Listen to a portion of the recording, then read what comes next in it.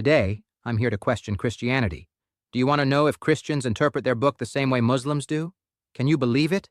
They're no different from Muslims. Interpretations are the same. Hold on! That's not true. Stay with us until the end of the video to see the real meaning behind these words and how the true message is very different from common misunderstandings. I've got 10 Bible verses ready for you to check out. And at the end, let's see together in the comments if Christianity is interpretive too or not. Matthew 10:34.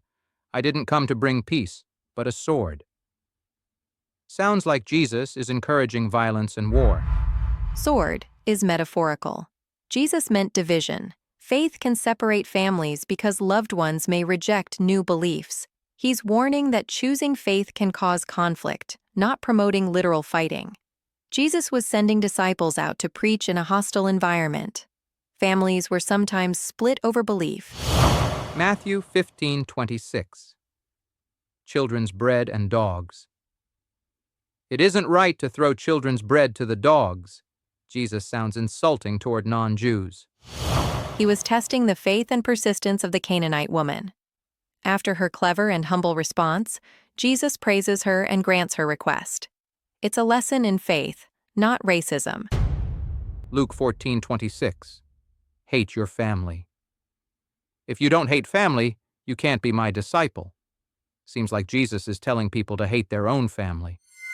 Hate is hyperbolic, meaning to love less. Faith and commitment to God must come first, even above family ties, not literal hatred. Teaching style was exaggerated to make a moral point. Before we check out these controversial Bible verses, hit subscribe. In my last video, I debated an AI from a Muslim perspective. It used the same type of explanations for tricky Quran verses. Today, we're doing the same with Christianity. Stick around to see if these Christian interpretations actually make sense. Mark 7:10. Curse father or mother. Anyone who curses father or mother must be put to death. Sounds like Jesus condones killing children. Jesus quoted Mosaic law to highlight hypocrisy. He wasn't endorsing execution, but discussing legal and moral standards. John 14:6. No one comes to the Father except through me, airy exclusive, rejects other faiths. Jesus is expressing spiritual truth for his followers. He's the main path to God, but God's mercy and judgment are ultimately beyond human limits. Matthew 27:25. His blood is on us and on our children. Often cited as source of anti-Semitism. Historical context. A specific crowd during the trial of Jesus.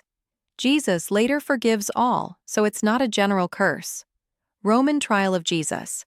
Statement reflects crowd's words, not divine decree. These interpretations don't really convince me, but let's go on and check the verses with your explanations and hear what my viewers think. Luke 19:27. Bring my enemies and kill them in front of me. Seems violent, as if Jesus orders executions. This is a parable about a king representing God, not literal instructions. The lesson is about justice and accountability, not actual killing.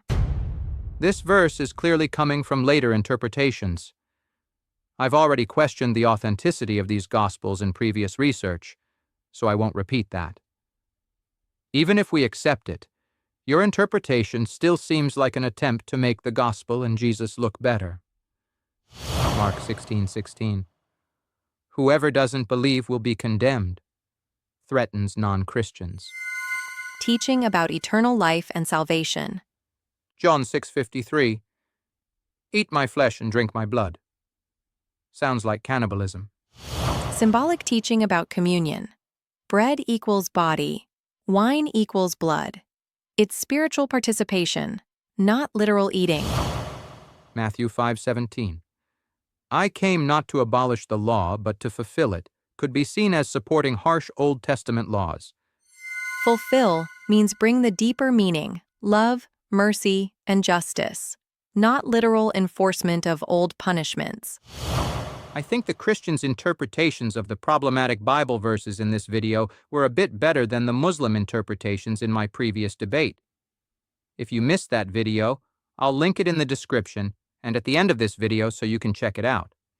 In our other research videos, we've been able to critically analyze Christianity, just like that playlist I made from a Muslim's research.